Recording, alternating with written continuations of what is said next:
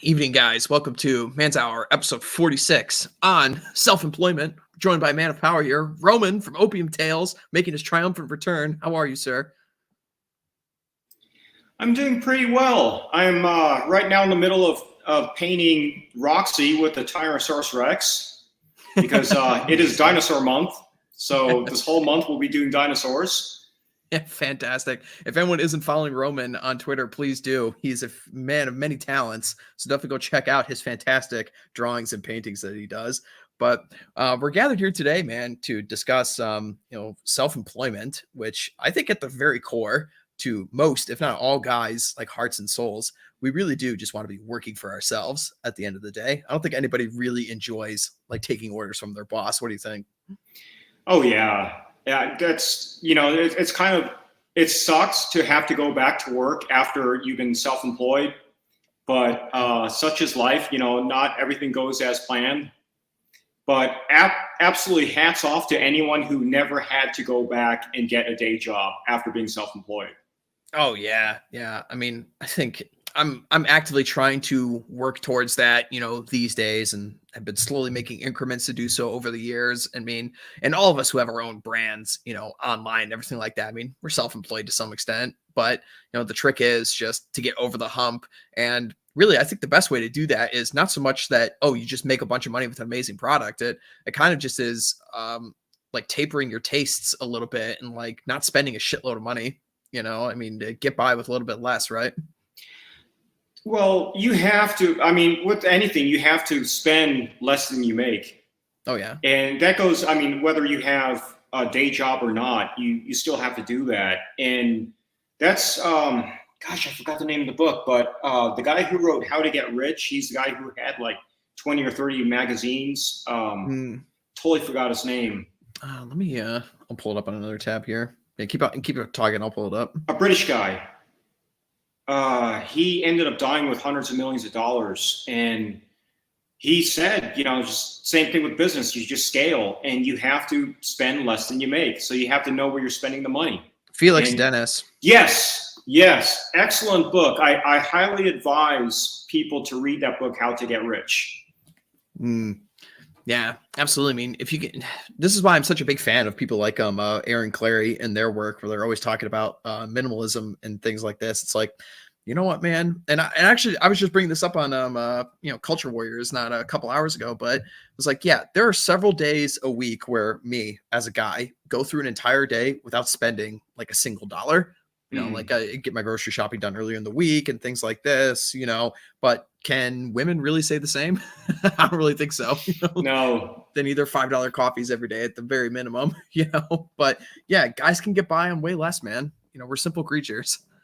Yeah, pretty much. And, that's another reason why I like to do the shopping, because I hope she doesn't see this, but my wife will spend money on stupid shit. They always do, man. It's impossible not to. It's like, we're going to use that thing. It'll look right there. Of course. Yeah. Never gets used. Gets used like once, but everyone's got to keep up with the Joneses, right? Yeah, exactly. So walk me through your stuff here, man. Obviously, you've got your online, like painting and drawing and things like this. How did you get into this, like having like a side business, side gig, like self-employment? Like, where did you even start? Like, when did you think to yourself, okay, I could do this. I could make a little money from it? So I've always wanted to make it in music, and I've been a musician since the late 80s, and just got hammered because metal just completely died in the 90s. And it started having a resurgence in Europe, but in America, it's most metal bands just completely starve. And I've always been artistic. So then I switched to art because of Allie. I drew her nude, she loved it, and it stuck. And I was like, okay, since I can't make it in music, I'm gonna try this art thing. And it was fun because right away I was able to sell paintings. And I had a few sell in the 4 figures, nothing in the 5 figures yet. But after that, it's like I've had paintings that have sold more money than every single penny I've ever made in music combined. And I've been doing music for years and years. So I was like, okay, this is where it's at. I'm going to art. Fuck music. Pardon my French. No, you're good. Okay. Yeah. I mean, I think a lot of it, of the stuff about self-employment always comes down to is like, okay, well, what does the world want from you? I mean, like, not necessarily, not everybody gets to be, Elon Musk making flamethrowers in his spare time. Like people have to actually give a product that people want to enjoy, and you got to be able to pivot. Yeah, and that's the thing so I don't know if you noticed, but I'm constantly doing surveys, Mm. and they seem like they're just fun surveys, but they're not fun surveys. They're me actually asking you, what should I paint next? Hmm. Because there are people here who've bought sketches from me, Hmm. and it's because of those surveys. It's like, what should I paint next? And then you guys will answer, and then whatever wins is what I do next. Hmm. Yeah. Yeah. Your Twitter account is a must follow, man. I love the stuff that you draw. It's very good. Yeah, thank This is, you. a, this is a good question from Melon in the chat here. How's the AI art stuff affected you at all? Have you seen much of a difference, or what do you think? So it's funny because I'm not threatened by AI at all, because it lacks the soul. Mm-hmm. So if people want to do AI, more power to them. I'm not threatened by it at all. It's kind of, some of it is kind of neat. Deeper Thrill, I don't know if you know him, DT. No. Okay, he loves AI art, but the thing is, he keeps on forwarding it, but I don't think anybody's actually buying it. Mm. So I don't foresee a future where you see AI art being up in people's homes. Maybe in corporations, sure, but not in people's homes. I do think that AI art will be used in movies, because that's who's going to threaten. It's going to threaten the. You ever notice in the 80s there were a lot of background pictures that are actually paintings? Mm. Yeah. Yeah, it's going to threaten those people. Yeah. Yeah. I could see that. That could definitely make sense for sure. But Yeah, I guess that makes sense though, because like when they're buying something from you, they know, well, it came from a real person. They know it came from a real model that you're drawing from. There was actual craft, skill, time that it took to get into it, and of course, like heart and spirit, as well. So, mhm. hmm Yeah. Heart and spirit can never be understated, because it's the difference between humans and AI, and it's also the difference between like when there's eventually going to be genetically modified humans, yeah, and that's coming down the line. But as no matter how much you genetically modify a human, someone with heart is going to be more human than genetically modified humans. yeah. Funny enough, interestingly, I don't know if you followed like these like Disney is constantly doing like live action remakes of a bunch of their old art stuff, and you just look at Yes. like the scenes side by side where they have like a real CGI animal versus the like painted in the drawings before, and it just seems so lifeless and so fake, because like when you're in an animation and you're actually drawing something, you can give like a character facial features or something like this you'd never be able to get out of a real life animal. So their attempts to make it more real are actually kind of sucking the soul out of all of it. I totally agree. I have no desire whatsoever to see The Little Mermaid, and I think one of the first ones was Beauty and the Beast. Mm-hmm. And no offense to Hermione Granger or the actress who plays her, she's a good actress, but she can't sing at all. And you have the absolute best sound engineers in the entire world trying to get her voice to sound good, and it still doesn't sound good. Which, I don't know if you've seen the live action Beauty and the Beast. I haven't seen it, no. I haven't seen it either. I just heard the songs. It's cringe. It's so bad. But that's the problem is that, I don't think you're going to be able to replace it. It's not going to do as well as the old animations. Mm-hmm. So, Yeah, absolutely. And like, you see this too. I mean, obviously us being, degenerates online, the communities we run in, you'll see a bunch of like the AI art of like the scantily clad chicks that rolls around all the time. But pretty quickly, like after like the first week and a half of these being frequently seen online, you can kind of tell very quickly. It's like, oh, okay, that's not a real girl, and yeah. it just doesn't do anything for you anymore. Well, the other things that people are using are backfiring. Like, for instance, there was a PUA on there who had AI girlfriends. And I don't know if you've seen that, but then it actually had one of those, what do you call the Twitter notes, the community Oh, notes? really? Oh, that's hilarious. That it was AI generated, and just like he became the laughing stock. And sure, he's got like 5,000 Oh followers or man, how whatever. did I But miss this? Oh man, I gotta look this up after we're done here. That sounds so funny.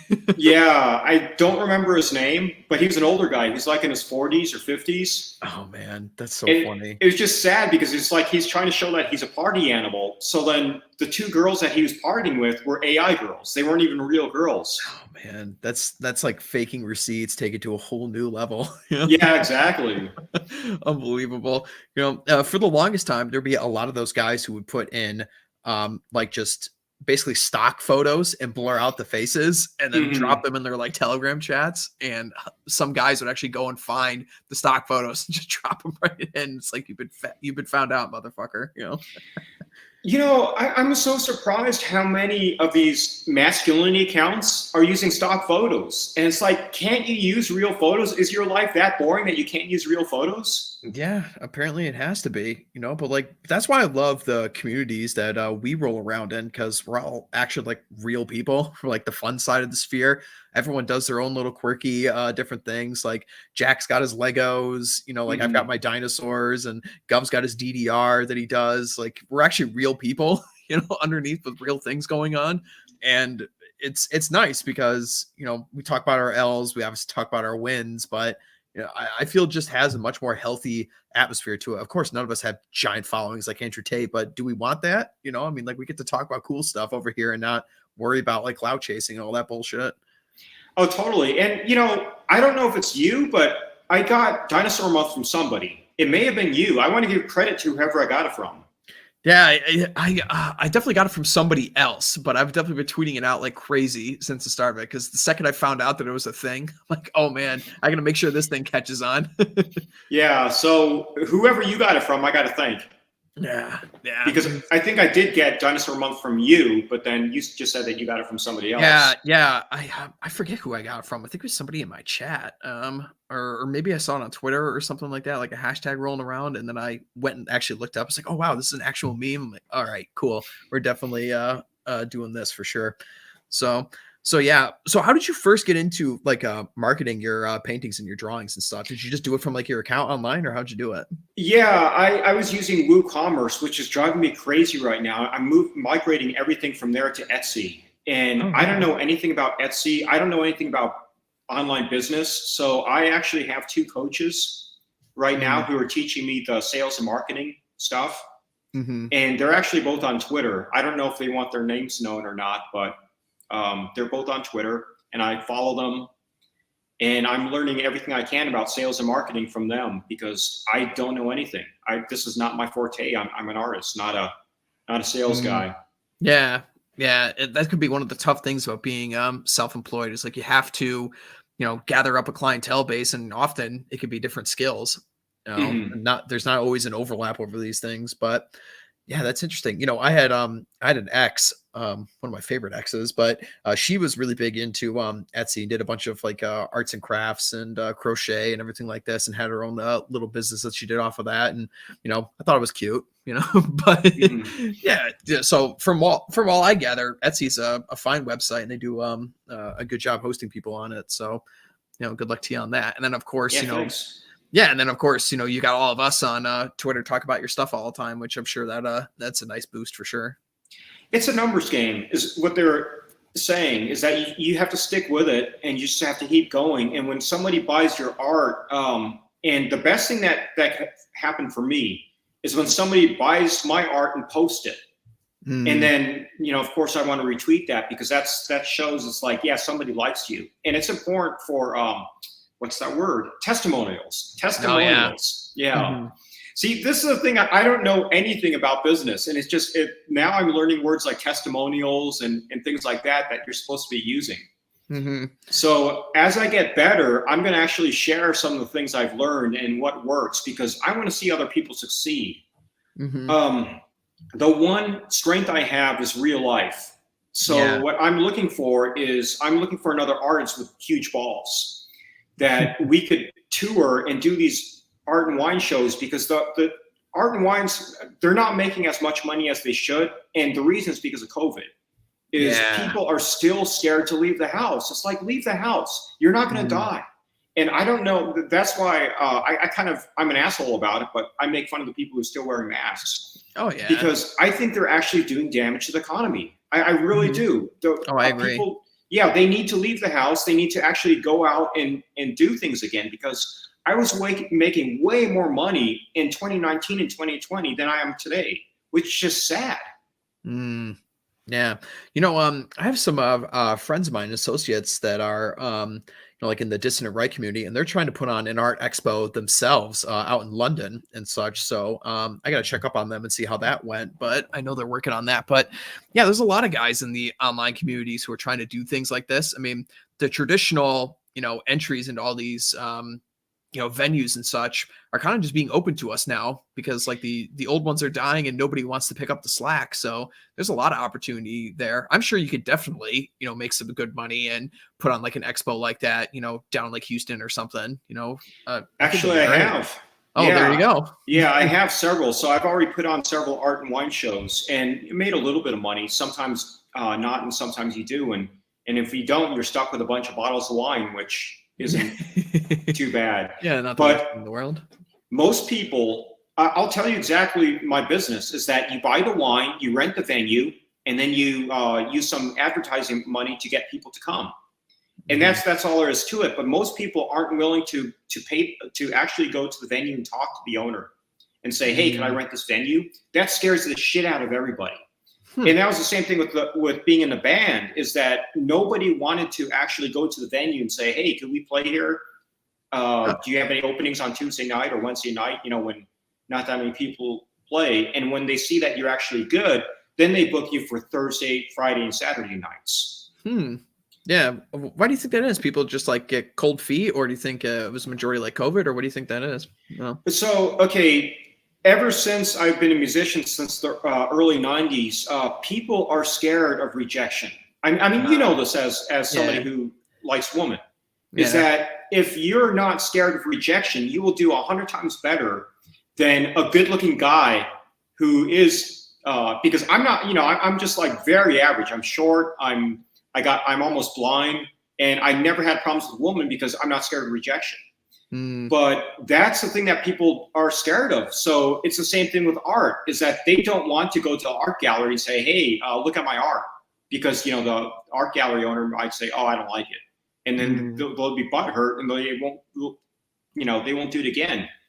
So that's where I'm sure for you. I'm sure for you as well. Like, it got to be a little nerve wracking because your work is not safe for work. Let's put it that way. So it's not like you can go to like the church moms group and ask like, "Hey, can I do an art venue here?" So. Yeah, exactly. Which is funny because I don't think anybody from my church knows that I'm also an artist, and I'm actually very religious, which most people don't realize that. It's like they think that you can't be sexual and be religious, which is sad because like God wants you to be sexual. God wants you to fuck. Yeah. I mean, that's your role. You're supposed to find a hot chicken fucker.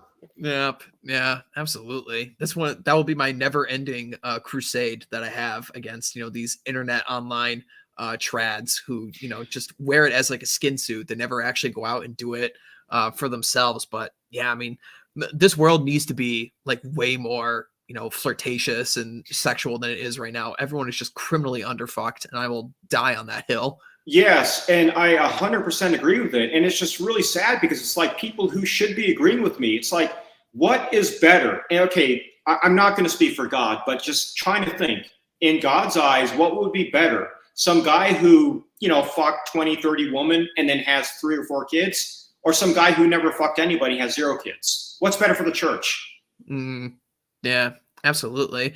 And like, I feel like there's just like this plague of, almost like complete like asexuality coming out of like this community as well. Like, it's kind of just like accepted. They're like, oh, like once you're in like your mid 30s and late 40s, you just like stop being sexual with your spouse. It's like, what is wrong with you people? This is absurd. Yeah, exactly. You should be having, it doesn't matter at your age, you should be having sex at least 2 or 3 times a week, more like 4 or 5. Oh yeah, And I remember this like it was like a year ago. I got in a bunch of trouble. I was actually talking to Ryan about this on his show on Saturday. By the way, I didn't know you did the cover for his book, Fuck Files. Did you? oh no, that wasn't No, me. no, that wasn't Yeah, you. I own the book and I gave it to my son. So it's funny because going back to the Fuck Files book, my son was in the American Navy, whereas Ryan was in the Oh, Canadian Navy. really? Yeah. And the overlap was so much. Exactly the same archetypes of all those people in the books.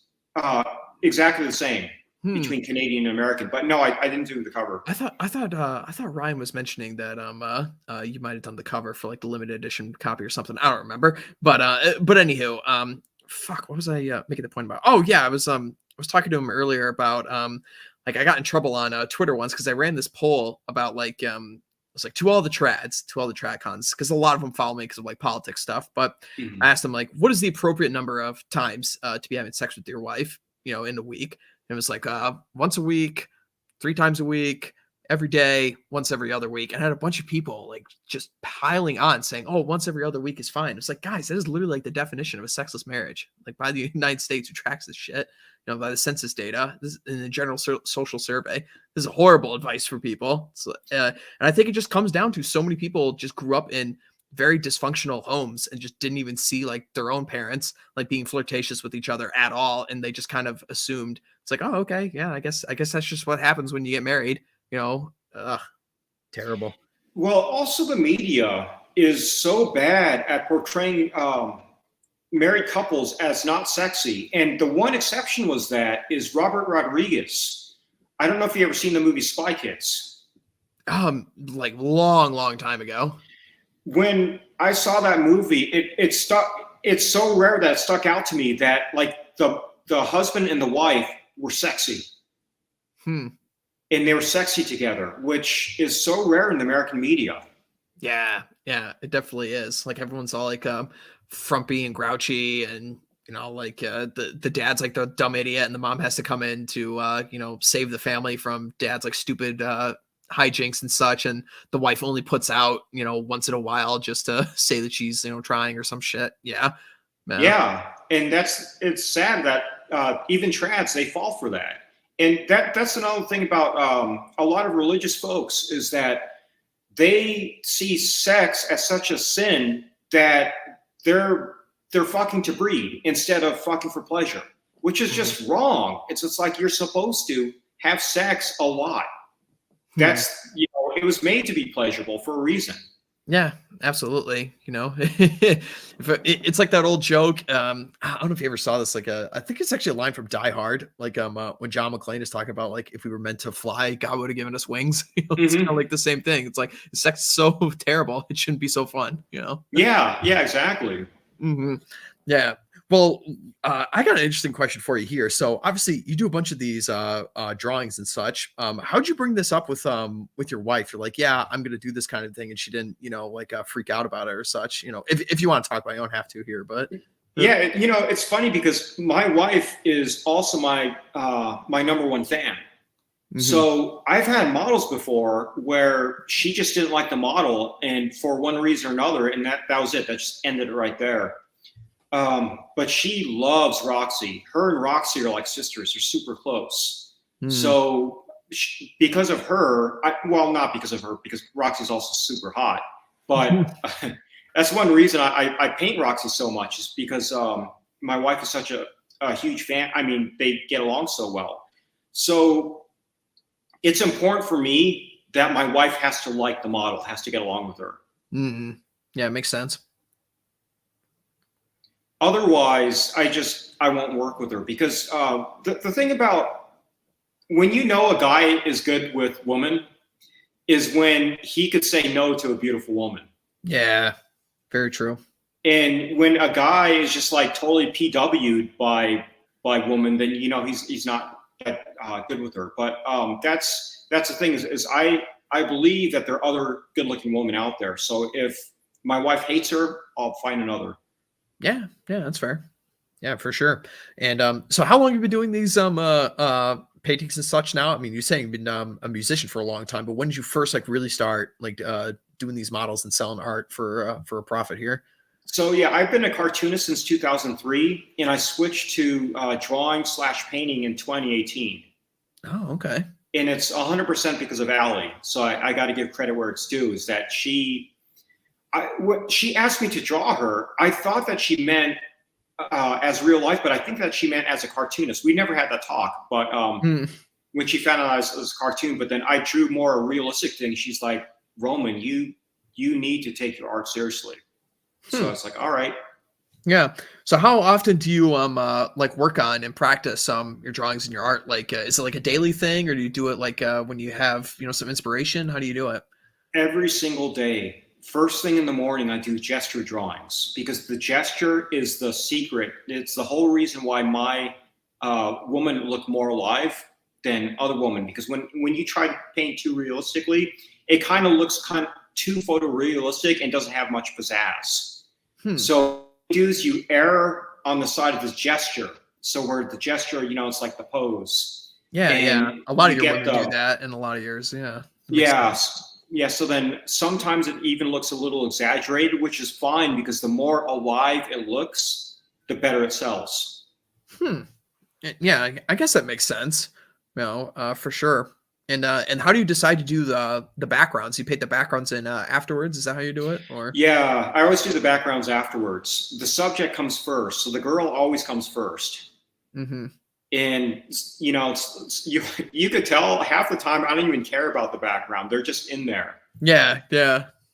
So sometimes I take them more seriously, and now I'm trying to do things right. Like I've been taking drawing lessons from a guy, an old guy who has taught me the correct way to draw, Mm. and for almost a year, and it's helped immensely. So now that I'm doing that, I think I'm really trying to have better backgrounds instead of just like doing a half-ass job like I'm doing before. Yeah. Yeah. Would you ever hmm, like are you always just doing it in the studio in your own place? Or do you ever like go out and, well, you can't really go out in public because the nature of your drawings and such, but like it's just so weird to me, like, because I'm just not an artistic person at all. So you just have to like envision in your brains, like, oh, I'm going to do this backdrop of the ocean, like, oh, I'm going to make an island over there or something like that. It's very interesting to me. I always enjoy talking to people who have other different sets of skills than myself. Because yeah, there's too much knowledge in the world for one person to have. Take tons and tons of pictures Mm. and take pictures of everything. So I do all my drawing at home. However, every single thing that you see almost is a picture that I've taken from somewhere. Oh, Like okay. I'm bad. I'm actually pretty bad at drawing from my head. I really have to use a reference photo. Mm. Yeah. So even the dinosaurs are kind of like animals with added scales and stuff. It kind of exaggerated. Hmm.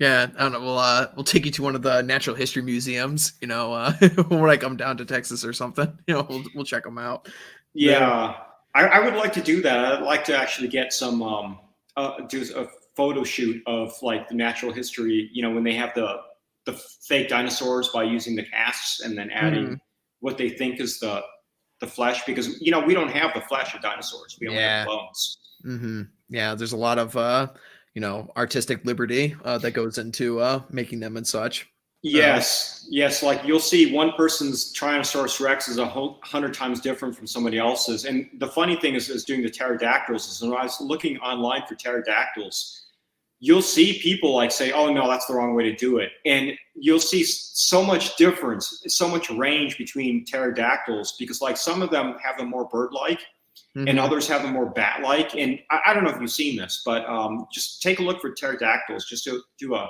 image search. Yeah, they do a bunch of different designs. Some of them even give them like short downy feathers, Hmm. looks like a Yes. newborn chicken or something like Hmm. that. Yeah. And don't even get me started on like the head like adornments, like are they Hmm. small crests or the huge ones, they're all over the place with those. So Oh yeah. yeah, yeah. So I just kind of did a generic one for the one pterodactyl I've done so far, Mm, but I may do more. I don't know. I don't want to do them Okay, so they probably were more bird-like, but I don't like the aesthetics. I kind of like them more bat-like. Yeah, yeah. Well, that's the beauty of you being an artist and working for yourself in this regard.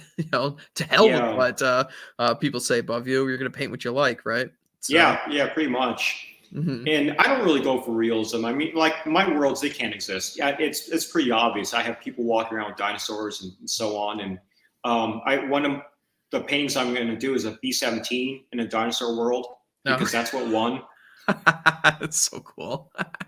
And I was hoping the P-38 won, but nobody voted for that. They wanted the B-17. Oh So I man, I go with what you vote for, not necessarily what I want to do. I can imagine all of the masculine geek and the let 'em burn guys all voted for the B-17. Every one of them did, I'm sure. Yeah. Oh yeah, yeah. Yeah, It was a slaughter. My yeah, poor, yeah. it seems like they're aesthetic for sure.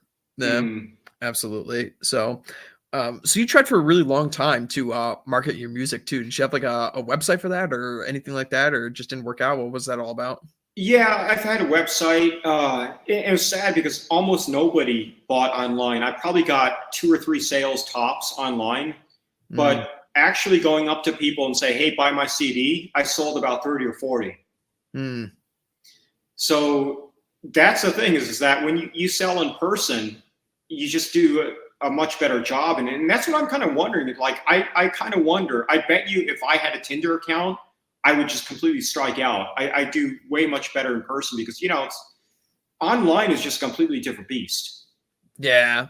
I the thing is as well is like you kind of play to your strengths. Like God, you wouldn't really be able to get away with this because of the not safe for work stuff. But like if you were just put in like you're an artist and you do portraits, I'm sure you would clean up like crazy on some of Mhm. these apps for sure. Which I mean, I'm not gonna lie, it's also like a part of like the back of the brain for me was like, oh yeah, you know what, this skill might not be a bad idea, to pick up, Mhm. because like every single girl in the entire world has seen that scene from Titanic, and every last one of them has pictured themselves in the chick's shoes.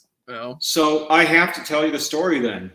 Mm. I never saw Ellie naked until she found out that I could draw. Same thing with Roxy. When she found out that I could draw, is when I saw her naked. I wouldn't have seen either of them naked. We wouldn't be friends today if it wasn't for my ability to draw. Hmm. So if I'm a single man, I mean, I'm married, of course, but if I were a single man, I would use this for game.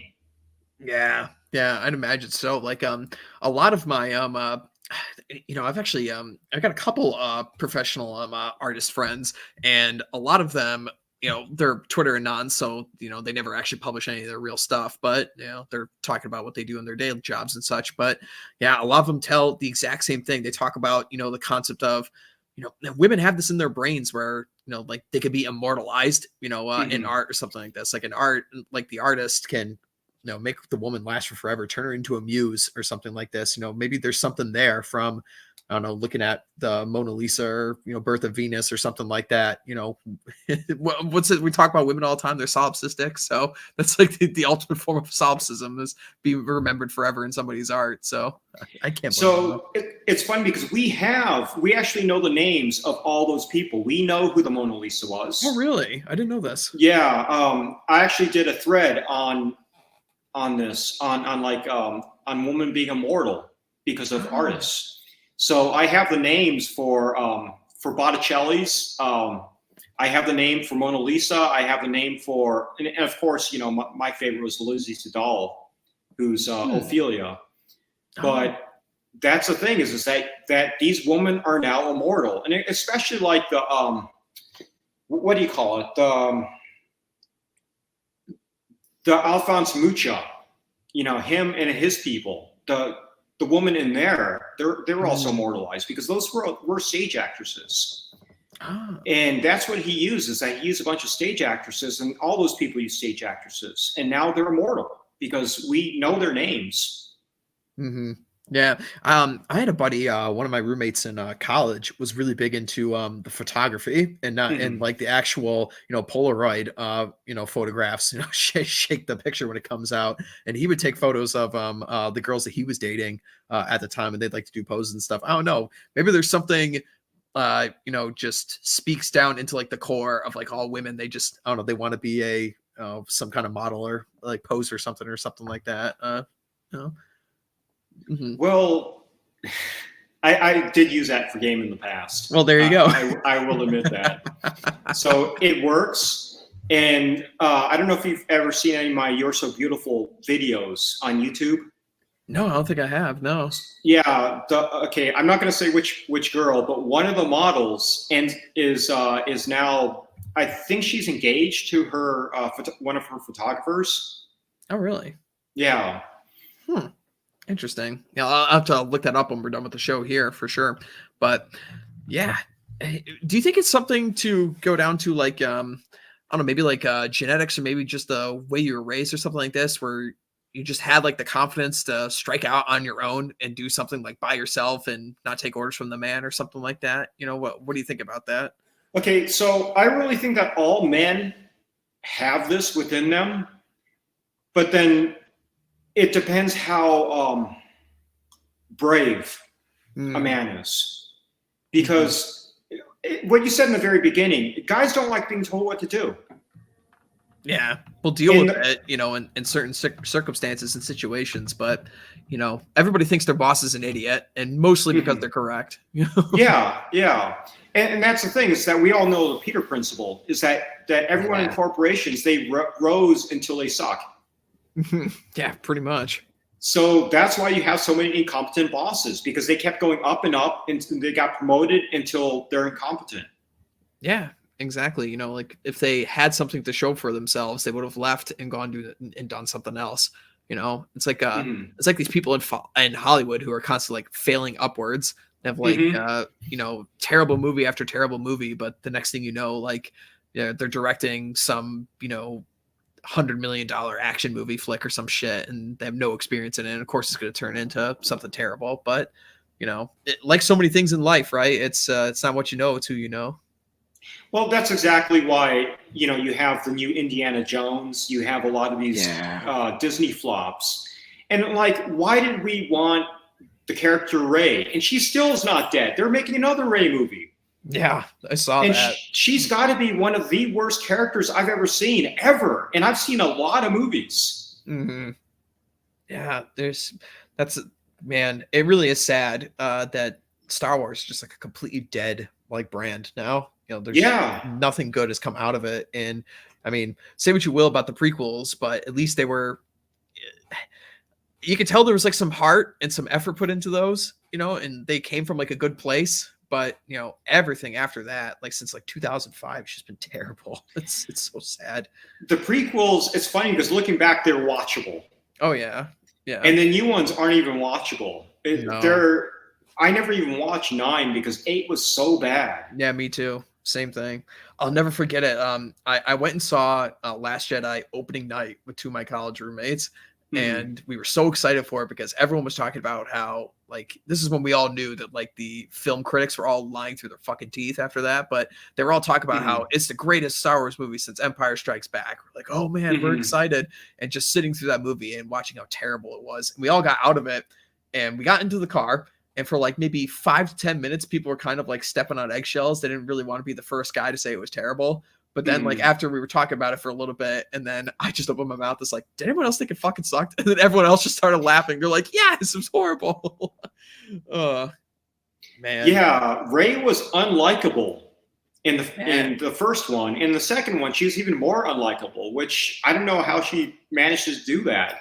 So they took the Rey character and put it into Indiana Jones. It's like, what were you thinking? Yeah. There's no way in hell I'm watching that movie, and it's just going to be absolutely terrible. I hope it flops so bad. I hope they lose all kinds of money. I mean, Harrison Ford was too old to be playing that role 15 years ago. It's so bad. Nah, I didn't even see the one with Shia LaBeouf either. Yeah, you didn't miss anything. Yeah. Okay, good. yeah, it wasn't great. Not at all. Old decrepit Harrison Ford trying to do action scenes. Like, no, it's not working. But back to the topic at hand here. So you're gonna be working hard here on getting more of a what would you call it? I guess you call it like clientele or something like that after you know, you head back down to Texas here with a bunch of your art and stuff. I mean, I'll promote the hell out of it. And like I said, Yeah, I'll probably end up taking your class at some point. Where can people take this class, by the way? Shill it, you know. So it's on teachable.com. Actually, the place to go is go to Opium Tales 2 on Twitter. Follow me there, and then go to the pinned tweet, and then read all that crap. And it's actually good reading. And then at the very bottom is when I show the course. And the course is really good. And not only that, I'm very reachable on DMs on Twitter. So if anyone struggles, if anybody's confused, if anybody wants anything fleshed out, DM me on Twitter. I'll be very happy to help. Yeah. Because I'll definitely be on that for sure at some point here. You know, it might be like towards the back of my project pile right now, but I definitely do want to get good at this because I do have like zero artistic capability at all. So I would like to add one more tool in my toolbox, so to speak. Oh, totally. And that's the thing is it's like men should be getting better at everything they can get better at. Do you play a musical instrument? Why not? And so on. You know, it's like, do you know how to hunt? Why don't you know how to hunt? You know, things like that. Just like men should continue to be getting better. And that's the other thing. I will someday bug you about going on a hunt because I've never been on a hunt with a group of people. I've had one hunting partner and just the two of us will go out and shoot quail. That's it. That's the only hunting I've done. I'm going to try and set up a boar hunt down in Texas, either late this year or early next year. And I'm trying to get a bunch of our guys to go. So absolutely, I'll add you to the list on that one when I get all the details sorted out as to, you know, what time we can schedule it for everyone to work. But oh man, yeah, I love doing this kind of stuff. So for sure. And this is, you know, I mean, what we're talking about here in microcosm is honestly kind of how men built civilization. It was a bunch of guys who had their own individual skills and collectively teamed up with other dudes to combine our skills all together to form, you know, some kind of society. Because like I was saying earlier, there's way too much information in the world for one guy to have. It's just not possible. You got to team up with other people. Nobody is a loner, which is why I hate all this like talk about Sigma males and shit from your alpha bro gurus on Twitter, you know, who don't know what the fuck they're talking about. It's like, oh yeah, you're Sigma bro. It's like, no, you're just a antisocial retard. You know? But yeah. Well, I do think that Sigma males existed in rock and roll. Oh yeah, you know, you look at fill people, out the archetype, yeah, like Prince and Motley Crue are the archetype. Now, in other places, not so much, but they definitely fit there. Like Elvis, another Sigma male. Yeah, definitely. You know, they're just very, very unique, like to a time and place. Johnny Cash. Yeah, I'd put him in that. I'm gonna try and visit Johnny Cash Museum down in Nashville here in a couple of weeks. I'll be in the area, but yeah, I'm a big fan of the Man in Black. Who isn't? Yeah, just one of a kind character for sure. Well, absolutely. So how easy was it to set up one of these courses on Teachable here? Because I've thought about doing like maybe something like an intro to hunting on one of those things, but I don't really think it would work too well on a platform like that, just because you kind of got to get your hands on for it, you know. But you think it's pretty accessible and everything, like the site and setting stuff up for yourself? It's super easy. It's retard proof. I'm horrible at internet everything. It's like I'm so bad at it. That's one reason why I want to go to Etsy, because I hate maintaining that Opium Tales site. I mean, I love it, but then I hate actually doing the actual work. So I want somebody else to do it for me. Teachable is the most idiot-proof. It's one of the best sites out there. So you just upload your stuff, and then you are you going to be doing video or PDF, or what are you going to be doing? Probably end up having to do video, because you need to show people how to like actually gut and skin stuff. So, you know, so probably we'll have to end up doing video of some kind, you know, and showing like instructions on, you know, like what you're looking for when you're on a trail, or how to shoulder and hold the gun properly. So it'll probably have to be majority video, but it's just another project on the pile, you know? Yeah, I would strongly do it. I really recommend it. The only bummer about Teachable is that there's a size limit for files. Oh, is there really? So you have to chop your videos up sometimes. So I have videos that are like about 18 minutes long, and they're really half-hour videos, but I cut them. and I Oh. chop them in two. That's, this shouldn't be too hard to do, but then you do have to do that. Hmm. Okay. Yeah, things to write down here for sure. But yeah, I mean, like we were talking about before about like there's some things you just don't want, to do when you're maintaining something when working for yourself. I mean, that's another part of it. It's like know your strengths and weaknesses. I mean, like and take advantage of people who walked, so you could so you could run, so to Hmm. speak. I mean, like I started this show just about a year ago now. Next week will be the anniversary, but like I grew up like well, I don't want to say grew up, but I spent a lot of time like watching previous, like friends and associates of mine already on YouTube, and you could just ask them like for tips and everything. Like I really do hate this like man is a loner crap that you see all the Hmm. time, from like your Andrew Tates of the world. Like I really don't think it's helpful, No.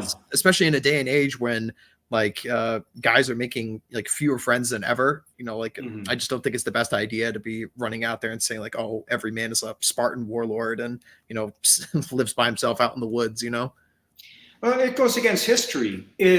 So we used to be food for the saber-tooth tiger. Yeah. And what happened was humans learned to communicate. And once we started developing the spears and we start talking to it, it's like, okay, there's a bunch of saber-tooth tigers over here. So we're going to go like this. We're going to fan out. Everybody has their spears and we're going to kill these fuckers. Yeah. That's when it flip-flopped and we became the dominant species and we wiped them out. We caused their extinction.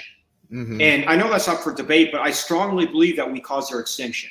Yeah, I believe it too. I do So subscribe to that theory. Yeah. yeah, and the reason we did that, we went from being 4 foot tall vegetarians to 6 feet tall meat eaters that with Hmm. spears, and we were aggressive, but we communicated. So I really hate the lone wolf thing as well. And every time I try to be a lone wolf, it always backfires. So Opium Tales is really 4 people. It's not one.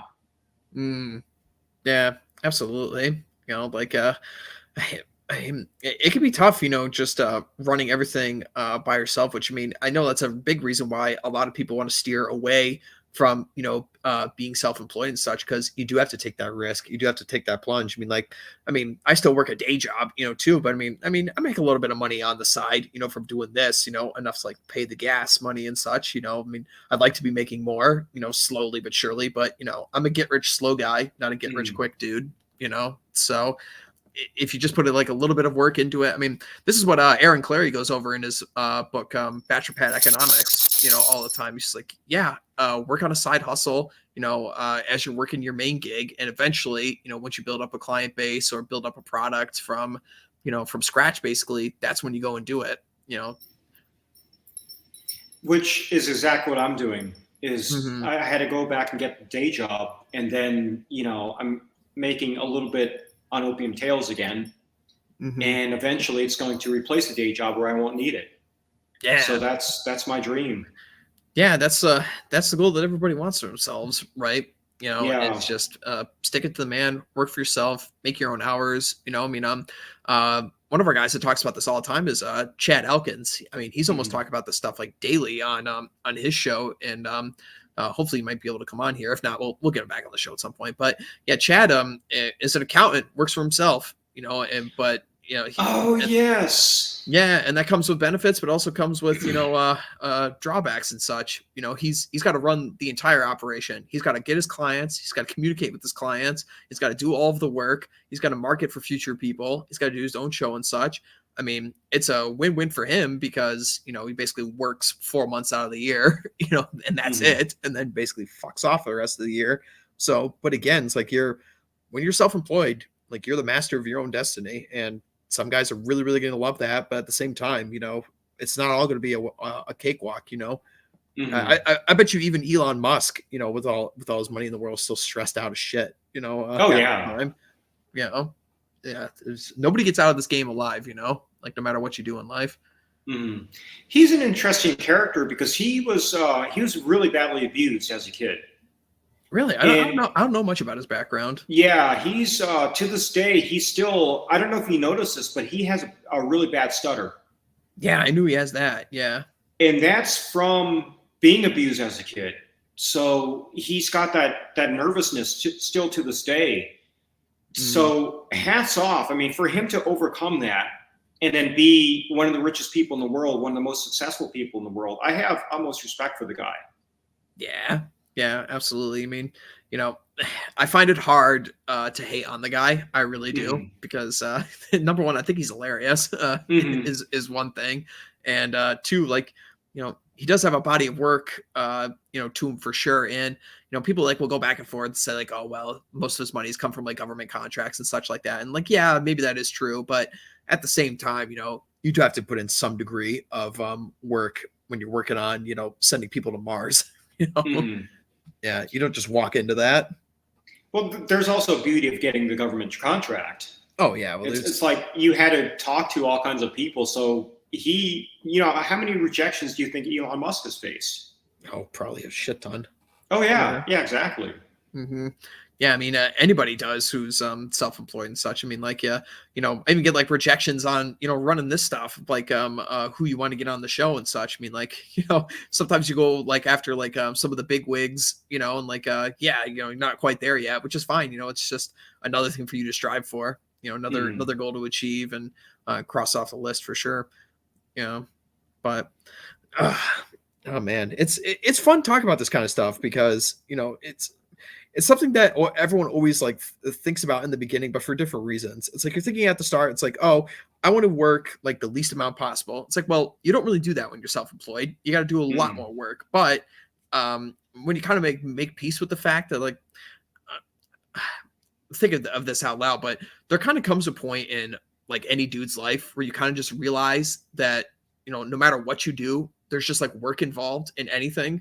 And Hmm. again, like Aaron talks about this in one of his books, and like the purpose of a job is just to make the money. It's not Hmm. necessarily to be super happy with what you're doing because it's time that you're never giving back. You're Right. basically what you're doing with your job is you're exchanging time for money, and it Hmm. doesn't really matter if that time is shoveling shit, if that time is in an office, if that time is, on a trades job, on a construction site or whatever. Like that's time that you're never going to get back. So you might as well make the most of it and make the most money of it possible. And maybe some guys want to, take that trade, be like, oh, okay, well, I'm going to work for myself. Maybe I'll take the cut. Maybe I have to like increase my hours or things like this. But honestly, what are you going to do in the meantime? Like Hmm.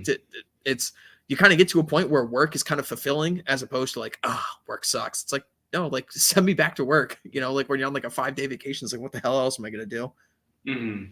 Yeah, there's jobs I actually love doing Mm-hmm. in the past. Yeah. So it depends, but it also depends on who you're working with too. Oh yeah, yeah. That's a big thing. Like having a decent boss, which as we were going over with earlier, is extremely rare. But yeah, I mean, I would take it. I would honestly, I mean, and I did actually with the current job I'm working with. I took a pay cut at this job compared to a previous one I did, but honestly, because I like the work atmosphere way more. And Hmm. it's just not micromanaged to hell, and I have like much more freedom, like at my job and such like this. And the result of that is I'm not clock watching at a Hmm. job, which I think is a wonderful metric for people to use if you're at a job. Or this is one of the things I would do in school all the time. I hated it. I would just watch the clock like relentlessly. It was like, get me out of this damn class. I want to be anywhere near here. Go to another class afterwards. I enjoyed more, but yeah, like if you're clock watching at a job, it's probably not the one for you, man. Hmm. Oh yeah, that's another reason why I want to be successful at this because my job is literally seeing naked women. Yeah, can it be any better than that? Really? Yeah. Yeah, except for it's like our buddy Sterling Cooper that hangs out in these circles, a bunch of professional porn star, but even he Hmm. sometimes gets sick of his job. Yeah. He fucks hot chicks for a living. He's like, yeah, some days I don't want to go to work. Hmm. Imagine being in that position though. Hilarious. Well, okay, so I've shot porn before, and unfortunately, the girls who work there aren't always the most functional. Yeah, I'm sure. So that's a problem too. I'm sure there's sweethearts. I know one that actually is a sweetheart, but Mm, the majority aren't exactly functional. mm. So there's that. Yeah, I wouldn't be surprised at all. It's there's these I forget who brought this up once, but I was talking to some guy on the show once. I forget who it was, but he was bringing up like there's a bunch of these like hilarious memes that'll go around. And it's like the after porn stuff. It'll be like the male porn stars, and they're all like rich guys on yachts, or they're like at a golf course or something like that. They're all just living life, taking all their money or things like this. And it's like the female ones, they're like they're either homeless, they're out on drugs, they're there's something like that. It's yeah. So I got a kick out of that when he was bringing that up, but yeah, for sure. Oh, look here, your dog is here to photobomb us. Yeah. Whoops.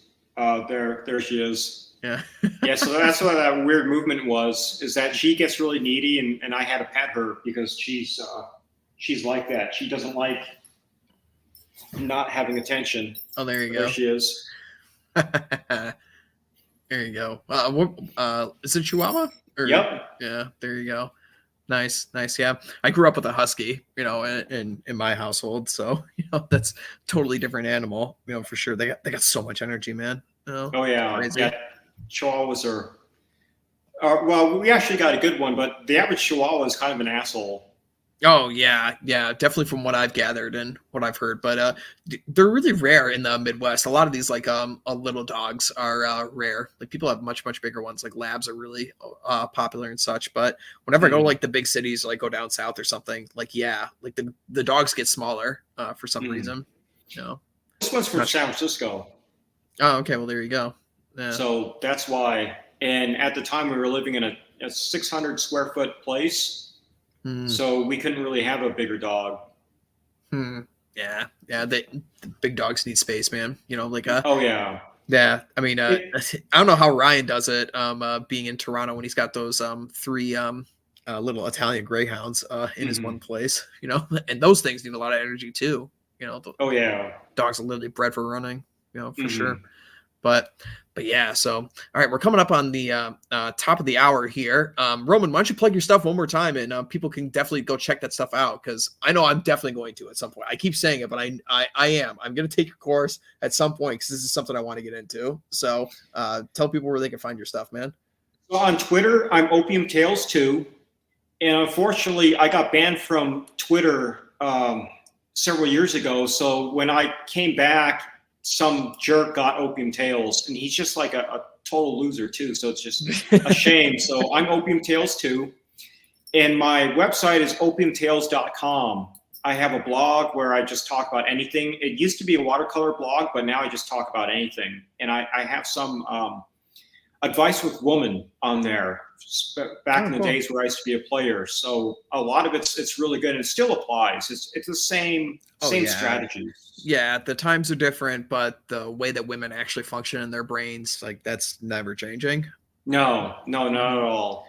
Yeah. All right. So definitely go check that stuff out, guys. And like Roman said, check them out on Teachable. Learn about if you fancy, drawing naked women, and getting some models for yourself. Definitely look at Roman. He's your guy, and definitely follow him on Twitter. He posts a lot of his art there all the time, which is always a nice timeline cleanser for you when you're scrolling through. So definitely go check that out.